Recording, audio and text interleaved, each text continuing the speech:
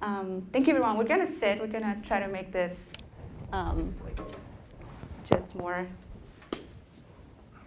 comfortable and feeling like we're having a conversation. We're really excited to be here and just want to keep a check on time. We want to start with this motto, or the kind of the way that we think about design in our practice in ways that, as designers, we have a really powerful tool, which is design imagination, but we oftentimes forget that everyone has a capacity of imagining, right? So how do we imagine together as opposed to feeling that we have to design for others? We can shape visions with others. So that's a lot of the spirit on the way of starting that. And the way that we also think about it is, how do we make space for everyone? Everyone has this capacity of contributing with something if we design the process for that to happen, whether our 80-year-olds imagining the future of their community, or they are elders trying to think of ways in which they can connect with younger generations in the spaces that they live in. So I love this quote by Jane Jacobs. She's still very relevant to our practice and help us understand reminding us what can everyone can bring to design cities. So our practice is really rooted in values. We'll talk about this multiple times today. And we really think about how to think of this idea of openness, civicness, and publicness as values that are driving the way that we think about it. And that has been shaped in multiple fronts, because I started my career as a young architect. I practiced in government very early. So I understood that by practicing, I didn't have the language to communicate with a lot of communities that I was working with. Architecture training did not necessarily give me the tools and the language to do that. So that journey, fast forward, inspired me to keep looking for that connection.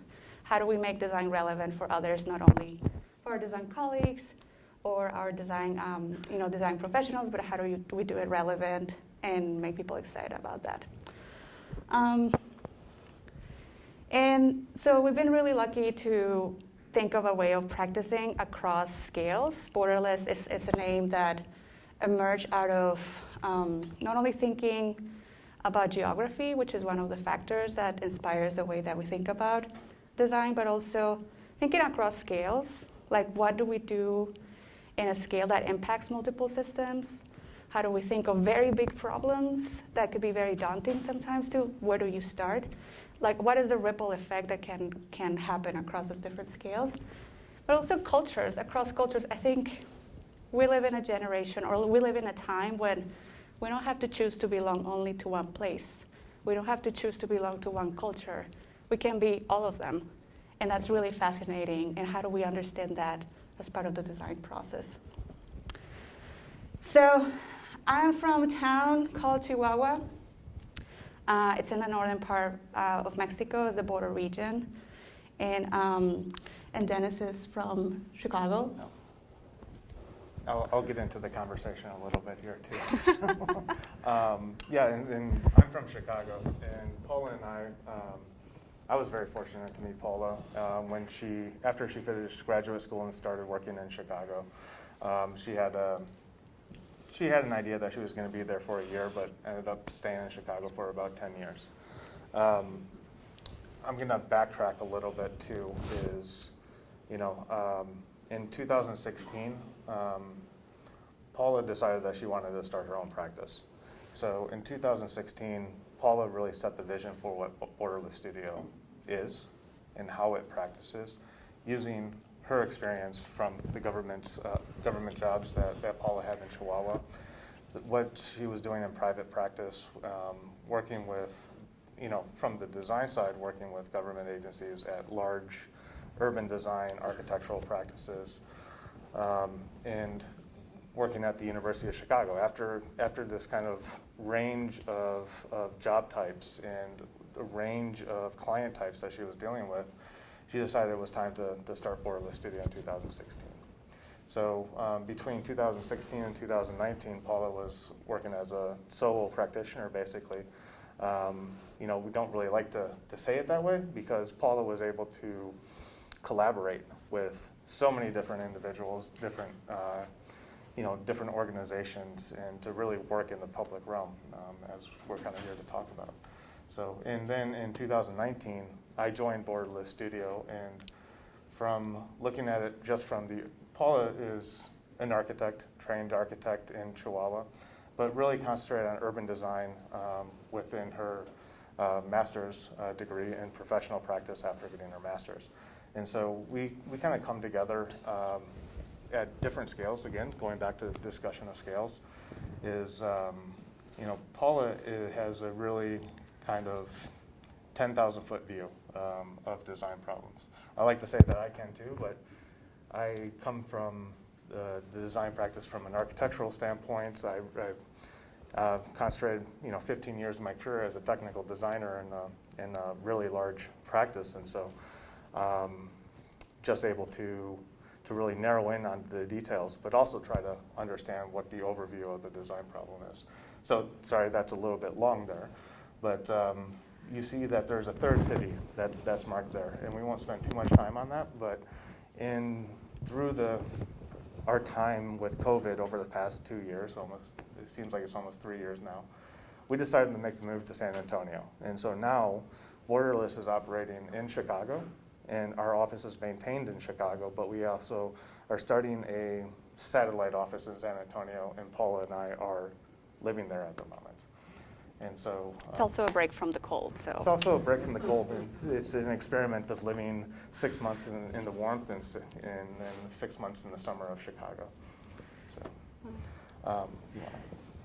So we've been really lucky all this year since 2016 to work around multiple cities in the U.S., collaborating with other firms. So really thinking of what are values, what are processes that we're interested in infusing in some of the projects.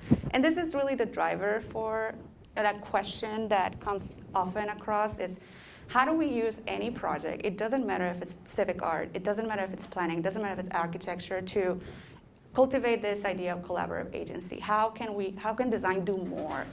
How can we think of inclusive processes, not only in the scale of architecture, not only in the realm of social infrastructure, public realm, but how do we use as an excuse to activate and ignite public life? So we've been sketching this diagram. I think you'll find it interesting, and this is a lot of background to jump into 3 stories, 3 projects that we want to share today. But to say we use our practice to ask more questions and really think, like, what are the values? We don't really enter a project from the same place in any way. So how do we set up a framework? How do we set up a series of values? And how do we use that as a way to ask questions of the power of design, of the opportunities of design, of things that we have not explored yet? So this is just, you know, a sketch that it's in progress constantly, but it helps us to understand, are we doing all the things that we could with this magical tool called design? So this is the first story. This is a project that is very dear to me because I've been studying the border region for a long time, and at the time I was living in Chicago. This is also dear for me because it was the first project as borderless. Half of the time not knowing how to navigate the space, how to get to know a new community, but I knew the geography very well, so I was very invested in mapping not only the Great Lakes area because I was based in Chicago, but also getting to understand with new tools, with new visuals, the border region. So this is the watershed of the Rio Grande Bravo, and Brownsville is at the tip, further east and almost in the border with the Gulf of Mexico. And we had the opportunity to work in a project there that it was focused on public housing. This is Brownsville, Texas. This is downtown Brownsville. It's basically a 10-minute walk from the actual border crossing. The site highlighted in yellow, it's a former public housing site. Sorry, it's a current public housing site that was developed in the 40s. So you can really see in this image how the footprint of modernism came to downtown Brownsville very conspicuously. and started raising some of or like changing the scale of livability in downtown Brownsville. The buildings look like this. So it was a program that implemented a similar building for public housing across many cities. You can find this typology in many cities across the country. But imagine this is Brownsville. This is tropical weather. This is 100 degrees in the summer, probably around 80% humidity. And the typology of the architecture is not necessarily responding to that.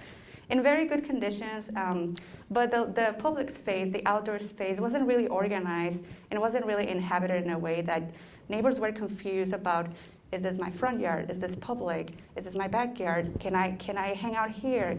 How the public space or the space around it was very confusing to them. And how to negotiate that spatially was one of the items that came up in some of the conversations. So this is how the site looks like. You can see the typology it's very influenced by modernism and the new footprints that were infused about that type of movement and separating the building from the landscape, or thinking of the landscape as something more residual or something to resolve later. And this is a population in the border, 99% Mexican or Mexican Americans. So a lot of the building typology that was created for a different generation of inhabitants, now it was being occupied by a different culture. So the transition on time by generations, it was occupying a typology of space that wasn't really reconciling a lot of the public life that was manifested there. Lots of different generations. This is a 150-unit site. 500 people live there. And it was organized more or less in a very consistent way. So as you see from the site plan here, this is a site that covers roughly 6 city blocks that's here. The existing site plan, as Borderless came in with another urban planning group called Camiros, started looking at this site and seeing how it could be adapted. But this is not only a project just about planning the site, it's actually understanding the people that live there. And so some of the processes that we're just trying to understand is working with the community, understanding what they are, who they are. One of the things to note here is just like the annual income of some of these residents is in between $10,000 and $15,000. And so this is really looking at a low income affordable housing unit. And this is a project that was done through Choice Neighborhoods program, which is run by the Housing and Urban Development. And so that's kind of like the baseline here. But looking at the site, you see that it's bisected down the middle, so 3 city blocks on either side, and then it has this little ring road in the center. And if you look at that, that's the way that they developed back in the 1940s, this public space that is there. Looking at a parking diagram in this drawing. And then you see here that these units that are, the majority of the units are these single-story, very low ceilings, not a lot, because of the climate a little bit, there's not a lot of windows or natural ventilations that is coming into the units. And since they're so low roof line, you're not able to get that natural ventilation going in the buildings.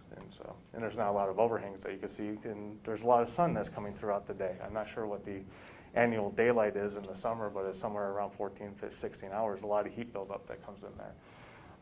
And then this here is really showing what is the green space and what is the green space used for here. You know, you'll see some outdoor images where you actually have some open spaces, but a lot of people are using this to hang and dry clothes, right? It's just kind of a fact of the way that the outdoor space is utilized. And then we get the overlay here. You do see like there is some green on the that's surrounding the site. And I'm going to hand this back over to Paula, as she was actually working with the community kind of day in, day out. This beautiful image that's here with the kids that are kind of reorganize their own living conditions. They gave us a lot of tips on how to design the space. So this is the majority of the population of this development. That wasn't really evident for us until we started hosting the public meetings, and a lot of the attendees and the participants were very young kids. So we had to design. We weren't prepared at the beginning for this, but we had to design in the process workshops for the kids. And the excuse was, can we talk about how to utilize your spaces? where do you go to play? How do you go to school? Do you walk? What do you do in the afternoon? So that was a little bit of learning while doing, and we're really lucky to spend 2 years working with this community in different ways, inventing, combining visuals, having conversations. But this was really a really good opportunity to implement this other program that we call the community ambassadors. We basically became trainers for them. This is one of them.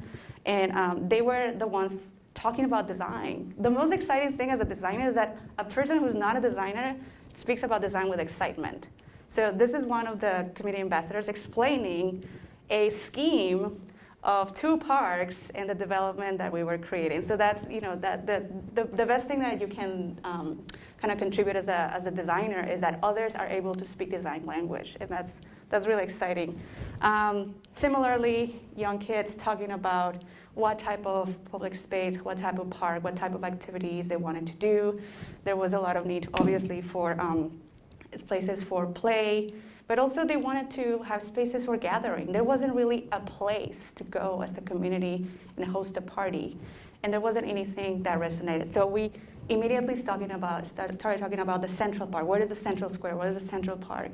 Some of the elders wanted more quiet parks, of course, because the kids tend to be a little bit loud. So we're talking about the differences, so different scales of types of public space, all the way to options that help us to understand what were the opportunities and the benefits and the different ways of organizing this. So this was a 2-year process. We're really lucky to work with this community. And the overall strategy was, how can we restore the scale in which community feels comfortable, the walkability, introducing streets, but introducing the connections, not necessarily the street. So some pedestrian streets, some streets going through, and 2 main elements became the party for the design of this new redevelopment. One is the Central Park, which is across the street from a closed school. So the idea of redeveloping the school and complement with the Central Park or this new park. And then this idea of El Paseo, which is a pedestrian street that will connect back to the grid, but in a different way. So we were really inspired by examples from other cities, and this community had never seen a lot of the other best practices or projects that happen in other places that we're very familiar with. So I think our job was kind of expanding their imagination and helping them to understand what other possibilities could be brought into the redevelopment of this housing. So it became not only housing, it became how can we talk about housing, active ground floors, public space, the activation of the sidewalk, the crossing, the bike lane. So we just kept adding layers and layers and layers. And the ambition grew as a community that now advocates for all these things, which is, as a consultant, as a planner, as a designer, you come and work with the groups, but eventually you also go away. So how do you make sure that excitement, but also the knowledge stays rooted and residents can consistently advocate for the changes that they want to see in their community? Some of the images, they wanted a lot of, safety was a big concern. So we developed multiple ways to kind of synthesize in a way that was fun too, and was legible, and it was memorable for the community. And everything in a good tradition in Brownsville has to end or start with a parade. So there's a lot of pride. Once the process it's able to be inclusive, I think the ownership grows, and there's no guarantee, right, that things are going to look the way that you drew them, but there's excitement about continuing the effort of advocating for those changes. So right now, the project is in phase 1, which means all the residents had to be relocated elsewhere temporarily in order for the redevelopment of this place to happen. To spend a few more minutes on Brownsville, Brownsville as a place right now is going through a lot of changes. The economy is changing quite a bit. You got SpaceX that is there. We're finding out about other industries, other aerospace industries that are actually moving into Brownsville.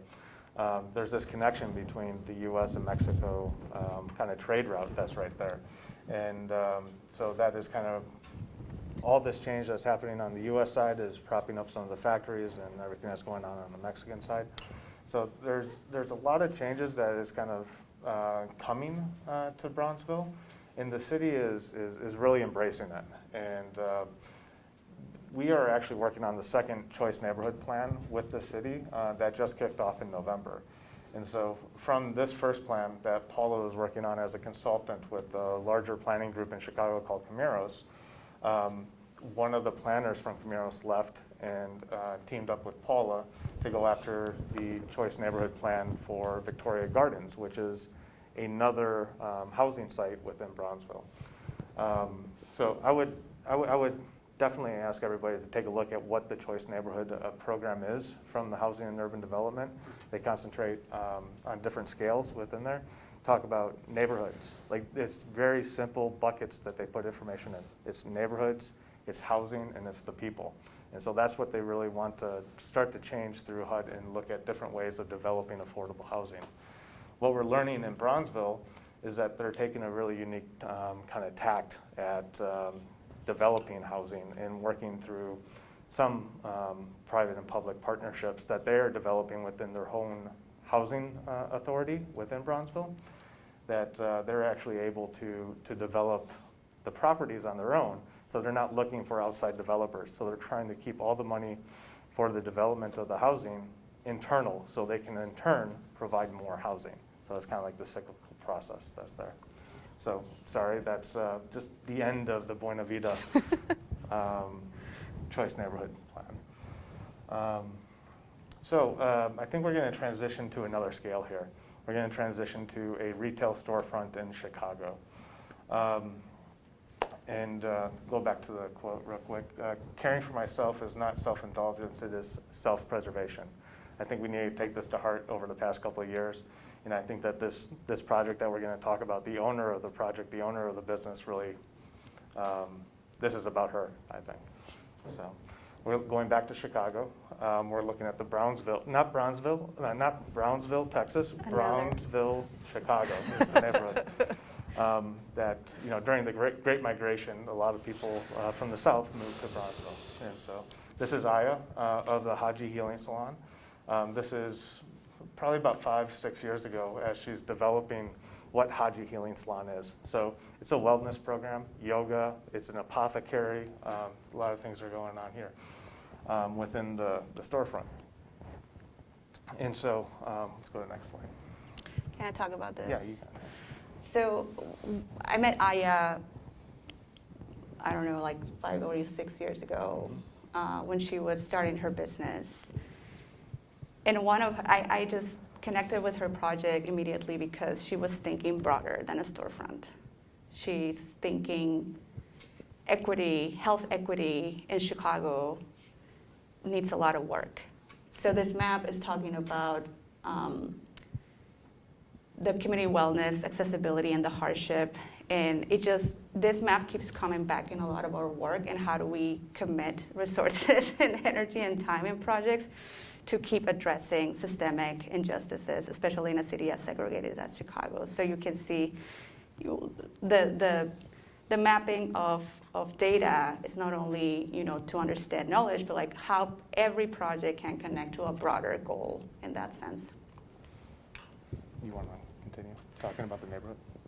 Oh yeah, so this is also, you know, why it was important. So the previous map talked about accessibility to health services, mental health especially, completely inaccessible in Southside Chicago. So that's where this project was invested and committed to grow. And it really had an ambition that was beyond, you know, selling products and giving and offering yoga classes. It was really a holistic vision around what other forms of self-care, what other forms of community building, what other forms of entrepreneurship can emerge out of taking care of each other. So yeah, in principle it's a business, but it's trying to do these other things that for me was fascinating at the time. So started mapping the vision, right? Sometimes a lot of these projects have ambitions that just need to be organized in a framework. And right now, this is a quick diagram that I did 6 years ago, and most of those programs are actually happening. When she started just teaching yoga classes, this became a pathway and a clarity of understanding what other possibilities could be deployed with such a nimble effort. And the idea of a network, what happens if this becomes a model that can be replicated in multiple neighborhoods in the south side of the city? So what happens if every neighborhood has access to wellness and care? So all these questions, again, emerge out of thinking any idea can become kind of a framework to think of broader ripple effects, right? And when we started talking to Aya, more specifically just about the storefronts that she was about ready to open up, Paula was already involved with this 6 years ago, and they've had a history together, but she kind of had to bring me on board and just to bring me up to speed with what her ambitions were. And so through different discussions and imagery, some of the images that are up there talked about the Supper Club as one program. There was definitely the yoga that was happening there as well. And this was all happening out of a storefront on 79th Street in Chatham in Chicago. And the street itself is pretty known, and you can hear about it in popular culture. Historically, there's just some beautiful architecture that is on the street that's there. But she was having some real issues with the building that was there. The landlord wasn't keeping up with the space. There was residential renters that were upstairs from them. And there was leaks that were happening. And so there was this constant update and upkeep that was required in the space just due to this. And it was a really simple open space that she needed. So she basically installed a wood floor, painted the walls, then putting up ceiling tile. That was a real basic way of organizing the space for her because it was used in so many different ways. She spent a lot of time and care. Aya is a designer in her own right. She went to school and did some graphic design work. She did a lot of retail storefronts for like Nordstrom's or something like that. She would design the display cases that was there. But she spent a lot of time developing that in her own storefront and really welcoming people with a reception desk, a place to sit, and being really thoughtful about it in the way that it connected to the street. And so there was all these images and the way that this was functioning. Unfortunately, we weren't able to see this because COVID was in full swing when we started this here. This is the front of the store. The way that she kind of just made it comfortable, put the seats in there, the pillows are in there, and some of the blankets that you see there. The thing that you don't see there is the sandbags that she actually put into the seating just because of the way that the neighborhood is, and she was scared. So moving from 79th Street, she was actually moving north about 30 blocks to Brownsville. And what you see here is a historical image on the left of what the street looked like in the 30s and 40s. And then going into urban renewal, you have this housing block that was put onto this site in 1963, which was torn down in 2002. So it had about a 40-year time span. And she moved into this new development, which has it's mixed income and mixed use. It's 4400 Grove. And they have a series of storefronts that are there, 900 square feet each. So you got about basically a 30 by 30 grid. And she moved into 2 storefronts. So this became a discussion of how do you conjoin the 2 spaces? How do you utilize the spaces? Which space is going to be, for the wellness side? What is the store apothecary side? And so the stage was basically set. You got dividing the space in 2 right now. And if you go to the next, this is the street condition as we were looking at it.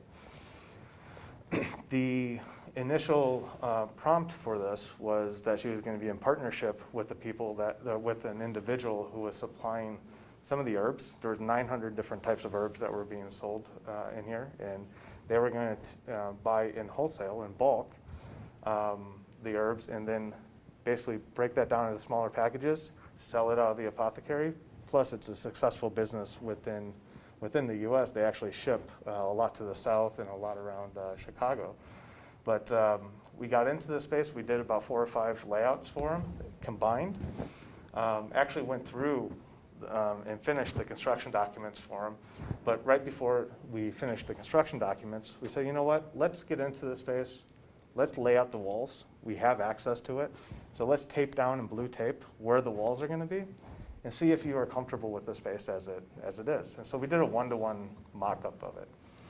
And it was a week after we finished the construction documents, our client, Aya, called up and said, the partner dropped out. And it's probably the best thing that ever happened. And you know, it was, the partner dropped out because there wasn't enough space. They actually found out, like, you know, it's tight by about 2.5 feet. You know, we need about 30 more inches here and we'll be good. So the partner went to go find another storefront down the street, and Aya had 2 storefronts to kind of fit out. And it actually worked a lot better for her functions. And so the whole idea here was just trying to take these 2 storefronts. They are separated, but how do we connect them together, and how do we bridge them together in a similar language? So go to the next slide. By taking away that really functional aspect, and this basically a storage room for these herbs, we were able to take one side, make it a full wellness side, and integrate these greenhouses. These greenhouse ideas was an idea by Aya as a way to create these secondary spaces within, and wanted to utilize a prefabricated greenhouse that you could basically buy from Home Depot, and was able to have a few conversations. Said, I think we can do it a little bit better than that. And so on the right-hand side in this image, you have the yoga, and then you have basically this larger greenhouse, which can be used for private services, Reiki, sound therapy, massage, and other events. It's been used as a DJ booth in here since it's been open. On the left-hand side, if you go back, on the left-hand side, you have the apothecary, and so that's the space that you open up and go into. You have the point of sale, and then you have a display for all these plants and herbs that are there. But the smaller greenhouse it's a little bit more special to me, because sometimes when I was going in there, I would see kids from the neighborhood just kind of sitting around reading about these different wellness books, or just doing their homework there. I've actually seen it, because the way that I operate this, especially in the summer, not necessarily in the winter in Chicago, but in the summer, the door is always open. And so air conditioning, forget about that. It's running, but the door is open for the community to come in and really experience what this store is about. And I just think that speaks volumes for the way that she really wants to interact with the community.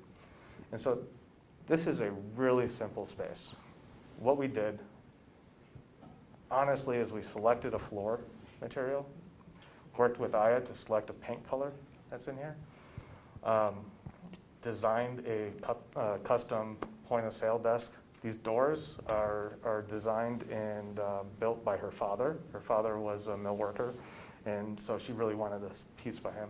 And then we contacted some friends that we've worked with in the past, a mill worker.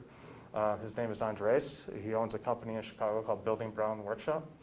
And we just worked with him to actually design this very simple system to build this greenhouse. It's all built out of plywood. And so that's the most advanced piece that's actually in here. And you know, this is the first time anybody built anything in here, so we had to do all the electrical in here, because the developer did not deploy any electrical work, because they have no idea what's going into this space. And so it was really simple, but it means a lot to the owner. It means a lot to us, and we think that it's serving this purpose. And so one last story is about a project that is really inspiring. Like, how do you use imagination? How do you think of acts of radical imagination to make things visible, right? I think maps do that a lot. We know, we're familiar with ways of representing and projecting things differently to at least ignite other type of thinking. I just discovered that some of these drawings are upstairs, so that was very exciting for me. Collaging, thinking, just helping others imagine things in a different way, or just get a different perspective. So this last project is also in Chicago, in Brownsville. It is situated in the south side. Chicago is known by being a city of neighborhoods. We have 77 communities. We also have a very strong segregation.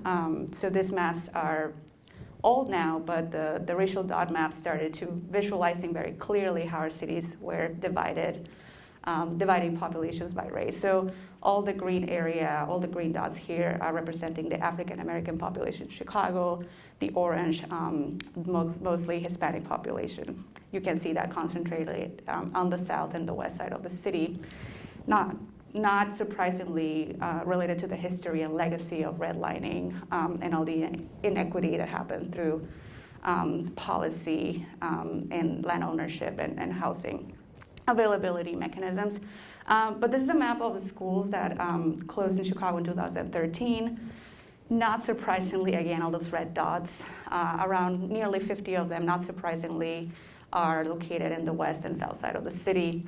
And for me was a very shocking piece of research to discover. I entered this project in 2016. The schools had closed in 2013. And for me, it was really dramatic, the fact that no one was really talking about it.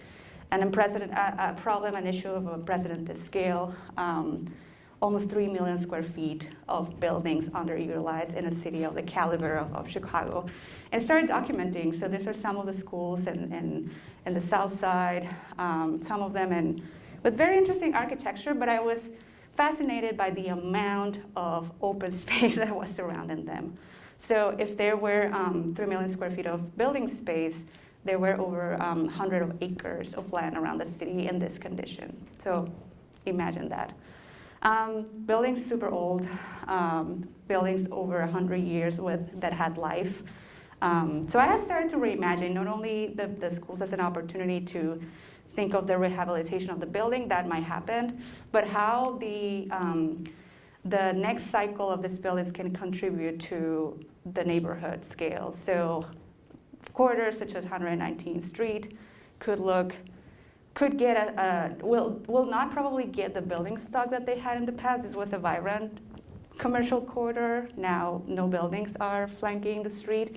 But can we think of other forms of public activation that had to do with public space, signature, plazas, streetscape, trees, just starting with trees. So we designed this project called Creative Grounds to ask a question, to ask a very good question and a very big question. The city of Chicago had not necessarily done a great process, so we really emphasized the part of process and how, as designers, we could bring another perspective to do that. Lots of maps were done, a lot of research and tracking what was happening with the schools. So this became an inventory, almost like investigative task. There was a lot of opacity in finding this information. And we really wanted to push the question like, yes, we know these buildings might get rehabilitated, but can we think beyond that? Can we think about social impact? Can we think about public life? Can we think about entrepreneurship, economy, other ways of thinking of revitalization of neighborhoods? And we started just doing and thinking in a way that this is not that the problem is so daunting and big that it might not be super effective to think of a linear process, but like, can we think of a framework? Can we think of a way in which we're learning, we're connecting, we're doing, we're activating, we're documenting, and in a cycle, we're telling the story and making it visible. So that became Creative Grounds, a way to really think of how do we make this issue visible? How do we tell the story about these buildings needing not only the resources, but a process that felt equitable and just. Just imagine these buildings, schools are located in strategic locations in neighborhoods by design. They're equidistant, they're next to local streets. So like, what happens when schools close, not only as individual buildings or sites, but in the scale of almost 50 of them? This was for me an opportunity to think about a larger idea, but also demonstrate it taking one school at a time. So this is Overton School, located on the corner of 49th Street in Indiana. It's a building from 1963, designed by Perkins and Will. It's named after Anthony Overton, an African-American civic leader that have owned multiple companies, but also created a legacy of investment as a civic benefactor. He founded one of the newspapers. He was also one of the owners of the first insurance companies that actually insure African Americans. So really great name. The first thing that Chicago Public Schools did when the schools closed was removing the names. So there was an operation of erasure of history automatically by doing that. And we wanted to do the opposite. We wanted everyone to know about Overton, to talk about Overton, and elevating the story through this building. It was also great at a time where there was a lot of optimism around what public infrastructure, social infrastructure could do for our society. And there was a lot of ingenuity, but also a lot of aspiration around what building spaces could do for new forms of pedagogy. So there was a lot of innovation at that time. The building is a very simple party. You want to talk about that? Sure. Yeah, so when you look at the building and you look at the site there, it's sitting basically on 2 acres. There is a little satellite site to the south, which houses a kindergarten that was built probably about 20 years after the school. But the school itself is composed of these 2 blocks on the left and right-hand side of the screen right now that each contain 12 classrooms. So you got 24 classrooms on each wing that's there. The center block is more of an administrative block, which does house 2 kindergarten rooms on the ground floor. Above, on the second, as well as the cafeteria, which is to the north side of the site, of the building on the ground floor. Above that is the administrative offices, principal offices, where you never want to go as a kid. And then on the 3rd floor, you have the library. To the south of the administrative wing is the gym, and you'll see in a lot of the images that are coming up, the gym is utilized to this day as a major program within the neighborhood. So this is a school that closed in 2013, but it has been activated by a basketball program, and this gentleman, his name is Lefty Boyd, is running a program called I Am Chicago Basketball, and he utilizes the gym. We've seen it opened up at 7 o'clock in the morning on a weekday in the summer, and we've seen it closed down at 3 a.m. on a Saturday night. And so this gym is heavily used. Yeah. It was the question of this is like, what if this is not a school? What's the new civic role, right? What do you do that? And it was funny. I was using Bach School as a reference and a case study for a long time, and it's just funny. Like, oh, it's in Philadelphia. We have to go and see it. So, yeah, it was a lot of mapping, but also thinking of ways of bringing visibility, right? So this map became a physical map. We said, well, what if we put Overton in the Chicago mental map by putting the Chicago map at Overton and really redefining the use of a banal, a parking lot, and thinking like, can this be something else? So that's where we started hosting workshops, a lot of walking towards dialogue, a lot of meetings. There was just so many forms of assembly and getting together and reconnecting the building with the community. This was one of the first installations we did. That is that map. This is a large-scale map of the city where we were documenting all the buildings that were closed and having people talk about or think about what school was in their neighborhood. But this project has been, there's not a template to it. Every year has been really different. We've been working at Overton for 4 years now, and it has been all the way everything from walks and activities with teens, with workshops. It's becoming a way of us just opening the space, creating a framework and a platform for different activities, and thinking of different ways of activating and providing access. Architects from other countries have come, which has been very exciting. Students from across the street, from a high school, have also participated in some of the work. The idea here is like, can we build projects as an excuse to come together? And this is this is the first map that we created to talk about, the visibility that needed to be given to this issue. It's unresolved. The idea of nearly 50 schools closing was definitely something that we haven't figured out as a city. in terms of process and who should invest in that process and who should be included in that process. So we're trying to model by doing, not only talking about it or complaining about it, but also trying something, right? And we don't really claim that this is the one way of doing it, but it's a way of doing it. So these are the grounds of Overton. This has become a really like live master plan, if you will, like projects emerge out of conversations that happen in the parking lot. And we've been really able to create a space where everyone feels connected and wants to do something. These are some of the events with the Chicago Architecture Biennial that we've been able to host and be partners. This is some of the activations that we do, sometimes using projections, connecting with neighbors. There was a lot of conversations about how a lot of these residents did not have a chance to mourn the loss of that space. So, you don't get to think about that as a designer. Often you have to be there and be part of those conversations.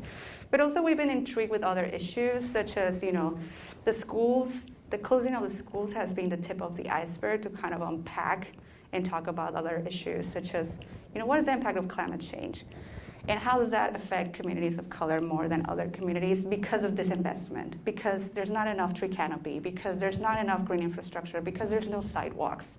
So we've been using research. This is a map of watersheds that created another large-scale map, but also was an excuse to talk about with young people about cultural and climate resilience. We're just going to end with a little video here. We often use video documentation to have others tell the story of what they're learning. So, in order to thrive, a community can't be constantly faced with destruction. If our neighborhood is always flooding, their houses are being messed up, their businesses are being messed up, it's impossible to grow when you keep having these setbacks. Chicago has a major flooding issue, and that affects the cultural and economic vitality of these neighborhoods. Flooding is generally concentrated in the south and west sides of Chicago, which are predominantly black and brown neighborhoods. So on this parking lot at the Overton building, we've created a large-scale map installation.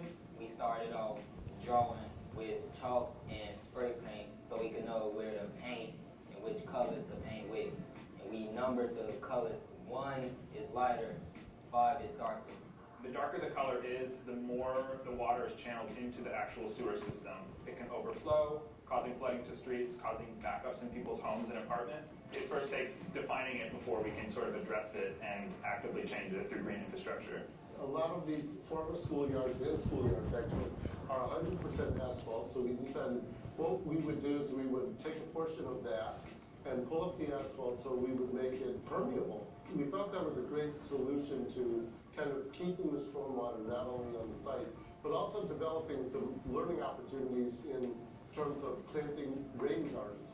So a lot of the plants behind me are wetland plantings, so they take on a lot of moisture. We're channeling a lot of the water that comes off the asphalt right down here into a runnel that filters down into the rain garden. Since 2017, we've been activating Anthony Overton School as part of Creative Grounds Initiative, which is bringing awareness about equitable and inclusive ways to transform and repurpose our closed schools.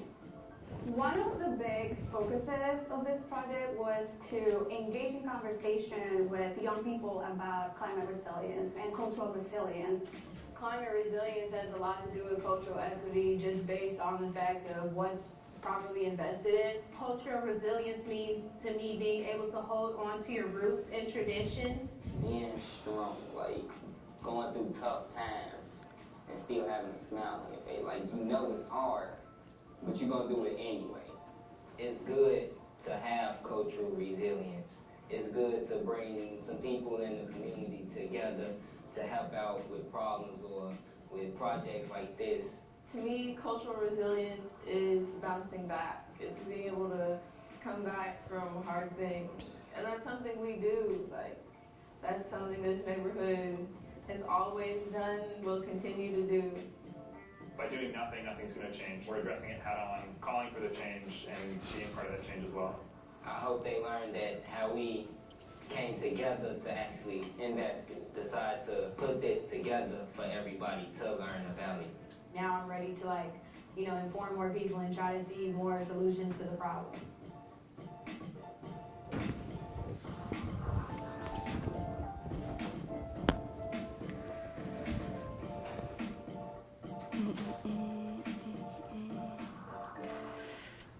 So, yeah, I think that we are going to have to kind of end it there because we definitely want to leave some room for some questions from the group. I feel like we have probably about 30 more slides to get through, but you can watch a lot online. It's all good. The way that this lecture is ending is the way that Overton is actually working because that's an ongoing project. And so I just want, for myself, I want to say thank you for having us here. But I hope we can get into some questions. And Paula, do you want to say anything? Yeah, I think the last project is about, how do you, the first project is about there's a time frame, right? There's 2 years. You can do as much as you can in this period of time. Time is such a currency that, you want to squeeze it, you want to do more, but, being realistic of like, how do you work with the community in a way that projects live beyond us or ideas live beyond the designer. And Overton it's been a consistent effort and really trying to do things in a way that it's adaptable and flexible and responding. And we've been doing different iterations of activations, and we started in the classrooms, and then we move outdoors, and that was really great because during COVID we could actually do this map. It was in the middle of that summer that we were able to get together and work on this project. But it's more the idea of the continuum as opposed to beginning and end. So this is the part that I think it's important. Like sometimes there's a linear process, sometimes it's more of a cycle, and I think those projects are a really fantastic opportunity to recalibrate or reinvent or really reevaluate how different ways of engaging and how to bring others into the conversation of how do we move all together forward. So thank you.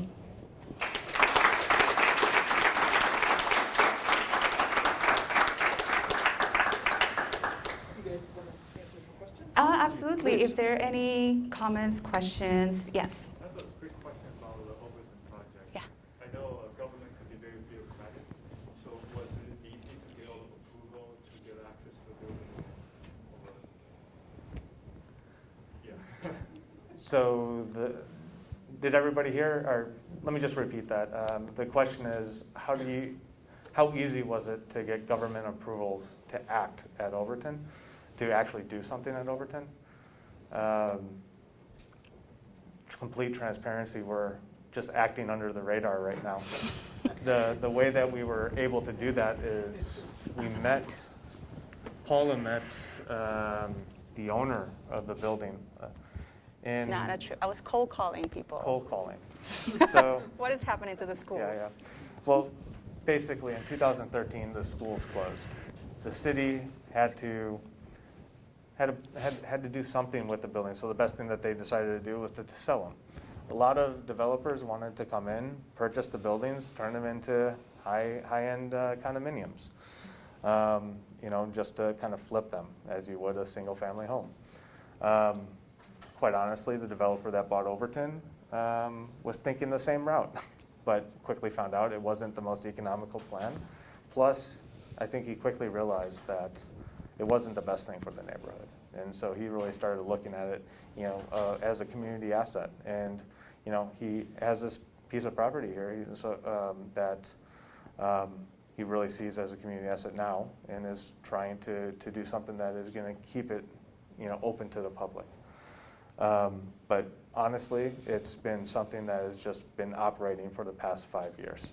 And I think that there's been a lot of political will to make that happen within the city. So. Yes, so I would also say it's not a public building anymore. It's a private building, so the bidding process, is disposed, this developer bought it. But I feel like sometimes his name is Guillen. Sometimes Guillen is the new Overton. he's such a civic leader. He has very good relationships with the elder person because a lot of things that we've been able to do is because of the relationship that we have, that he has with the public officials, right? So sometimes it's navigating a little bit of that, like how our relationship capital can help us to demonstrate how ideas are worth testing. So, we've been able to activate that building instead of having it boarded and closed, and it's not occupiable. It's not up to code. There's so much work that needs to be done. That building needs $15 million of redevelopment. It's really incredible to think in a city like Chicago, a building of that quality and that history and with that such a legacy. It's so difficult to redevelop. So I think to your question is like, yes, it's difficult, but it's not only, it's not a one layer answer. It's like there's so many layers. Like why, for me the question is like, why does it take so much time and effort to redevelop a building like this in a city like Chicago? And I think that's the story I want to unpack with this project. So every time everyone comes to visit the building, it's like, wow, it's beautiful. What is happening? Like, there's a lot of disconnection between why is this not possible? And then we have to explain all this story before, right? Like the segregation, the racism, because it's important that people understand why it's such an impossible task.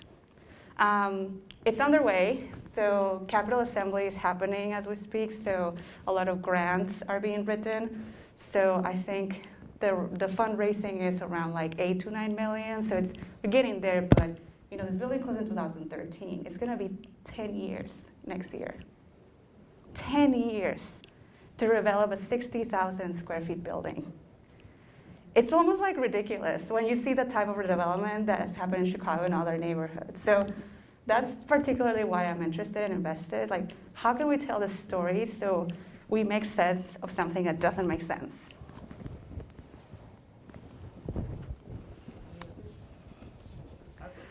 Follow up? I have a quick thought. So, just out of curiosity, did you pick everything up and do you have to file any paperwork environmental studies? Yeah, there's no. It's not a formal process right now. So it's a multi-tiered response to the closed school at a site at a site level. Yes. And so, as we mentioned,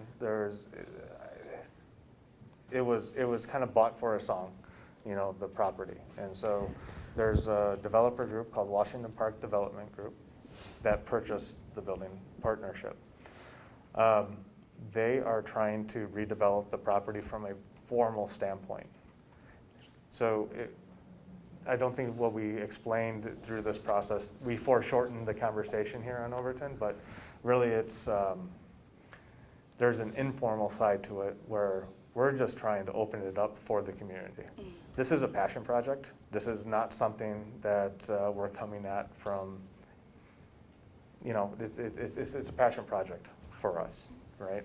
And so we're able to, I guess, enable others to come in and activate the space. I think we said multiple times on the stage tonight is that we're activating it, but really what we're doing is opening up the spaces for other people to come in. Multiple artists come in. First year, there was probably about 10 classrooms that were occupied by 10 different artists. And they would come in and work with kids. There was one room that was strung with just kite string, and then paper airplanes were hung from it because that's what the kids wanted to do. So it's a very playful exercise. Work with other architects that found discarded carpet tiles that you see here on the floor. And they found multicolored carpet tiles, and they worked with kids and created carpet monsters. And so it's like this really creative and playful way of utilizing the space, but also bringing people from the community into the building. Let them into the story of what's happening and what's coming. Right? And so that's just about creating this. Everything on the exterior of the building, the maps of all the school closings. It's the resilience map that was built. And then this year there was, we call it the art court, but there was a basketball court painted this past summer. I think we saw a lot of basketball courts painted this past summer, and a lot of people were talking about it. But we were talking to I Am Chicago Basketball for 3 or 4 years, trying to understand, trying to to bring the basketball program to the parking lot. And there was a lot of energy behind it 3 or 4 years ago. This summer, when we were actually going to do it, it was like, no, we don't want to do that. So we had to reassess how we were going to come about it. And so we turned it into the art court. And so we worked with an artist that we've worked with in the past at Overton to come up with a design and paint the parking lot as an art project, not as a map. You know, just kind of let art be art, you know, in this instance. And then we overlaid the basketball court on top of that. As soon as we got done painting the last line, Lefty came out and was just jumping up and down and saying, we need to get basketball courts out here as soon as possible. So this is a long-winded way of just saying that there's multiple layers and there's no formal approvals that are happening on our side at the moment. It's really just about engaging community. And kind of in the background, we're assisting the developer to try to go through more of the formal process. Capital funds are being raised at the moment. There's a lot of grants that are being offered in multiple cities just because the COVID assistance programs that are coming out. And so hopefully in the next year or two, we're going to see some real movement in taking this on. I'm really interested in seeing how that process actually happens because the school's actually going to close for a couple of years. You're not going to have that public access anymore because it's under construction. Yeah. So what does that process actually look like? The last thing I wanted to say was their ambition also is a public policy one. This should not be, like what we're doing should not depend on, you know, it's great that it's community led, but there should be city resources. You know, I think other cities, Kansas City did a better job. Like it should not be up to developers buying these buildings to figure out the future of, you know, one's public infrastructure. We all pay for schools. So I feel like there's something that we're challenging with the policymaking aspect that it should be more robust. If you're going to repurpose this, it should be a process. Schools were told, they closed in the spring, summer of 2013, they were told they were going to close that year. So it's 6 months to prepare for closing. That's nothing. So there's so many layers of the story that are just incredible, right? We don't necessarily talk about all the elements, but I feel there's opportunities for multiple, like engagement, infrastructure, policy, economic development. That's why it's so fascinating to think and work and make this research, because there's a lot of research, to make it actionable. Like, how do you take all this information and do something that could start looking like a model to start replicating in other places? Sorry, one more question. Oh, on the back. Yeah. Hi, thank you for your talk. I was curious if you could talk more about, like, I mean, it's clear you have a collaborative process with external partners, but maybe more about how the collaborative process happens within the studio and how that translates to ideas of like firm structure and how you see expanding your firm. Great question. How do we do it? Oof, yes, that's a really good one because, you know, I'm trained as an architect, but my experience and background has been more leaning towards urban design and urban planning. And that has a lot to do with how my career pathway developed. Dennis is, you know, super interested in architecture and resolving problems that, you know, and that leads to the building of a space. So I think this is internal, but also what we do often is collaborate with other firms. So like, it's not only about collaborating among ourselves, it's like how do we build projects with, or like build frameworks to work with other studios. And that has become really interesting for us to think, okay, how do we just build a common language? How do we establish shared values? How do we think of projects in a way that we can just leverage our skills and our experiences? Because even if I work with another urban designer or another urban planner, we have completely different experiences. So how do you bring those together to understand what do you bring to the table? So that has happened often with projects and framing collaborations. But you know, it's the first diagram, right, that I show. Is like, how do you define the values first? Are you aligned? Okay, then the technical could be solved later. But if you're not necessarily thinking similarly in terms of like, what is the end goal? Who is designed for? Or like, are we designing for or with? Like, those questions are relevant at the beginning of any collaboration. And that's where we think, the value system that you set up, it's just kind of the common ground. How do you build a common ground? I'm going to come at it and say that we're still figuring it out. It's a collaborative effort that's been going on for 2 years, but it's been going on much longer than that. We're trying to figure out where does that actually exist within the system that we're creating. We're currently a firm of 3, and we don't like to use it. We're not a firm. We're a studio. We're a workshop. We're something that's not necessarily kind of like very corporate, and we're trying to stay away from that a little bit. Trying to understand and think about how does this grow too? How does it grow internally? How do we work with external partners that's in here? And we just are truly trying to find that out right now. I think that is a really good time to question practice in the way that architectural practice, landscape architecture practice, urban design practices, how they actually are organized.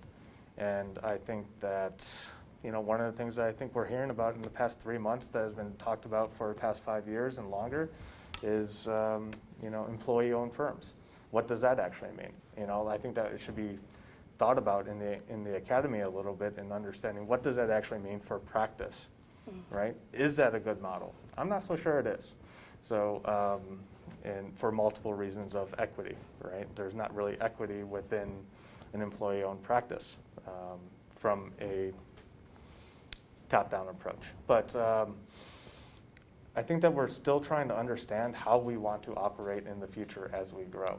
And it's a conversation that's going to continue on. And the last kind of piece to that, we were trying to figure out what's the next, person in the studio that we need help from, right? So how do we hire? And then we're just making up this position of a community designer. I don't know. No one goes to school to be a community designer. Mm-hmm. What does that person do? What set of skill sets we need? It's like partially urban planner, partially architect, partially landscape architect, partially.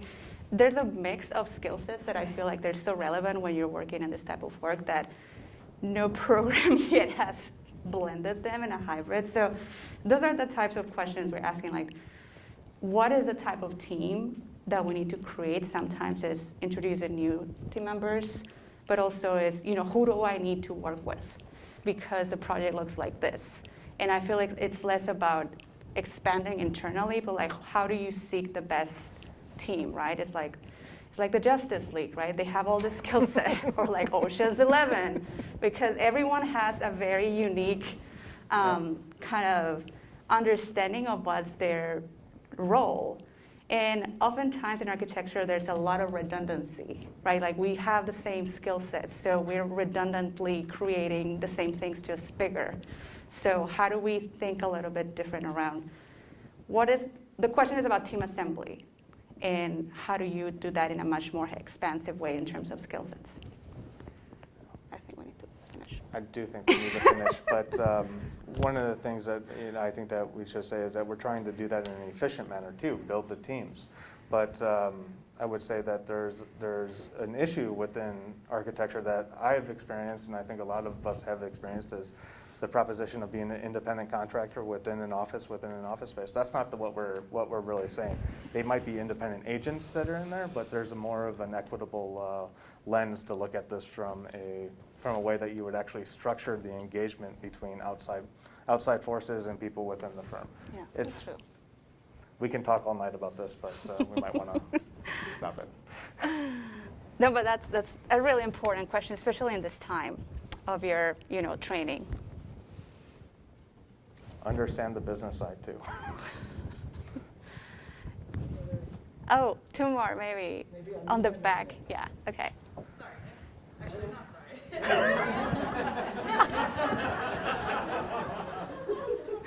Maybe we'll answer. Question, and I think part of how you're answering this is, I was thinking about this as you're describing these amazing projects, and thank you for this talk.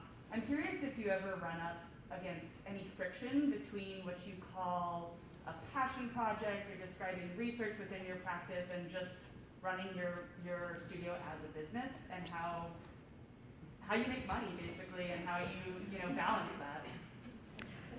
I think we opened up ourselves to a business discussion. They're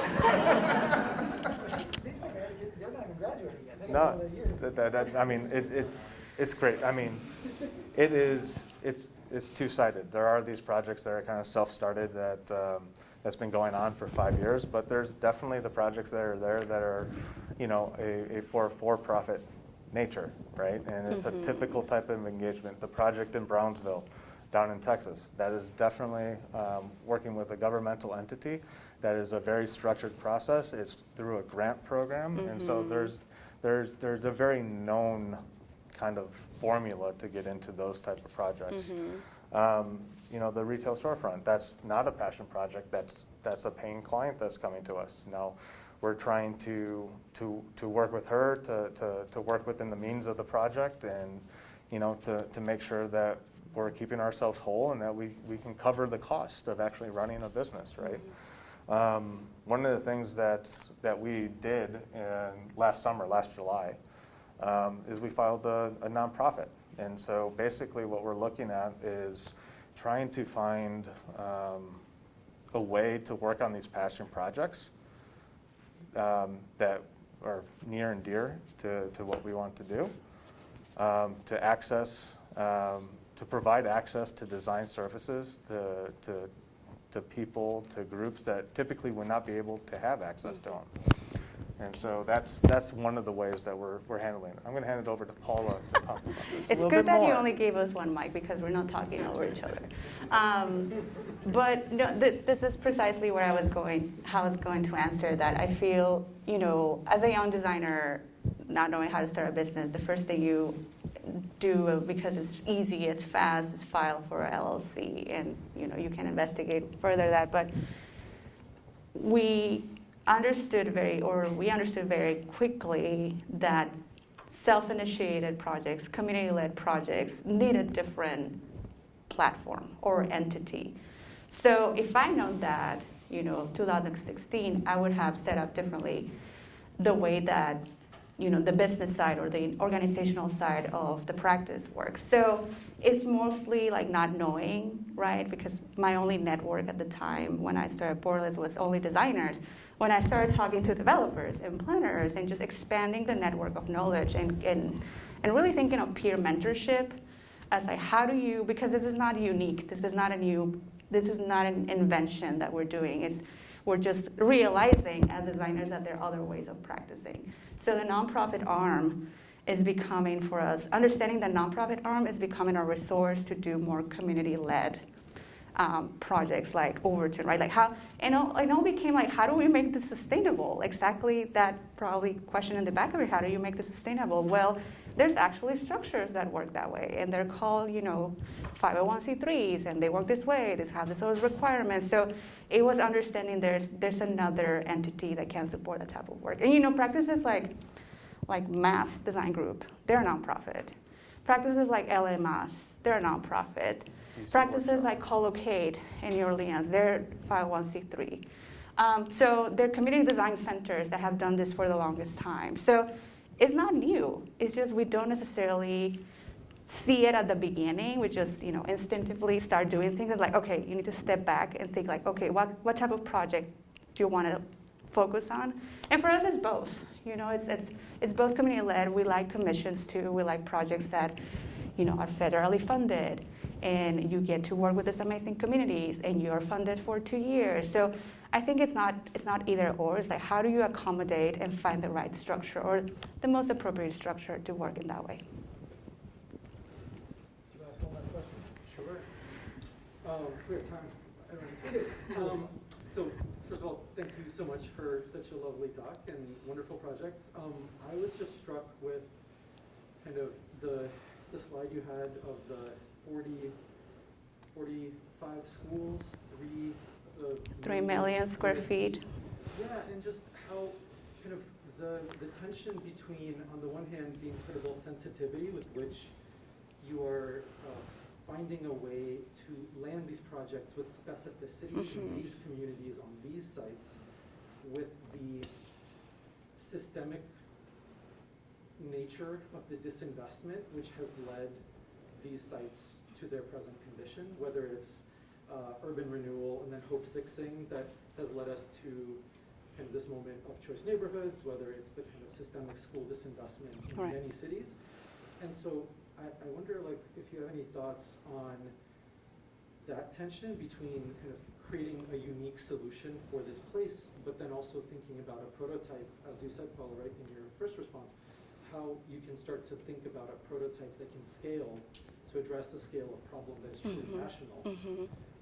And also how one works with the tension between kind of the architect as, you know, a creative entity that is creating original ideas with the need for really a systemic response by the whole profession. Yeah, that's a really good question. I feel like you're talking about scales of impact, right? And I did start talking about borderless is about thinking on multiple scales. And I think in many ways that also has to do with the network of people that are created around projects. And this is funny enough for Overton, where Guillaume Foreman, the owner of the school, now he talks about design, and now he talks about engagement. Like his first approach was, yes, he had he had a vision for community, but it wasn't unpacked. So we're providing language, and you know, he's someone that moves politically very strongly, so he's able to bring those ideas right into the realm of public policy making. So I'm excited about that part because you know, those ideas, like demonstrating how these projects can be implemented, even if it's in a nimble way. I think having the partnerships, create a network around people that you feel supported and trusted, and you know, thinking how this impact just has a ripple effect on multiple scales. So I think, you know, right now the story becomes there's a lot of recovery money around. There are billions of dollars being poured into cities, and we're getting every other call about we need a plan for community engagement. I'm like, in 3 months for this application deadline. I'm like, no, that doesn't work that way. It doesn't work. But then when Guillaume called us from Overton, hey, we want to submit for this application, like, oh, we have 4 years of work. That's a no-brainer. Because we have invested, right, the time, the energy, the resources, all the things that we talked about. But I think kind of advocating for, there's not an immediacy. There's not a shortcut. This is how you do it. You need to think about the long term, or like a more sustained way of doing this, as opposed to just thinking of this as a formula to get a grant or like some form of resource, right? So I think that's the paradigm we're challenging. And again, it has been tested and tried in multiple ways. And you know, it looks very polished and it looks very beautiful, the videos, but there's so many things that we don't get right. And that's okay, because we know we're gonna try again. And then we're gonna do it differently. And like, okay, we're gonna do less of that or more of this, and we're gonna talk to this person. So every time we're iterating, but I agree, I think, you know, the network of people that now is connected to this project is just incredible. It's just, I don't know, over 50 organizations that, I'm not even naming individuals. So you saw that the end of the video is like names, because we're really we wanna acknowledge everyone is part of this. We're not doing this alone, we're the ones to get to talk to you about it, but there's a constellation of people that are part of this effort. And what is most beautiful is when I get people's emails or calls or texts like, I'm doing this over here because I learned how to do it there. And I'm like, that is the ripple effect that I want to get to see more. Do I have 1 minute? I just want to go back to the question, and maybe it's just my own bias here in the way that I heard the question. I heard you say something about the architect being the leader, right? And I find that there might be a little bit of a problem with that as an attitude coming to a problem. First and foremost, I think architects as a profession or professional, right, that is out there. And you know, acting as a professional, there's a certain ethical standard that meets with a professional body. So I think that you need to, from my standpoint, from the way that the question was framed, it might be taking a step back and actually advising, being more of an advisor role, right? And actually getting in front of the right people and getting in front of the people that are making the decisions to actually advise them on an appropriate way to operate, right? Maybe you're not making the final decision. We're not making the final decision on any kind of large-scale development that we're working on. We are providing our professional advice, and somebody else is actually executing it and saying, yes, this is how we are moving forward. We put the stamp of approval on there and say, it can be done this way. But I think it's about getting in front of the right bodies and actually advocating. You know, maybe, I don't know, maybe lobbying is a dirty term, but maybe it's the correct term for this too. And getting in front of the right people that are going to make the right decisions on the larger scale. Yeah. So. Yeah. Thank you guys. Thank very, you very so much. much.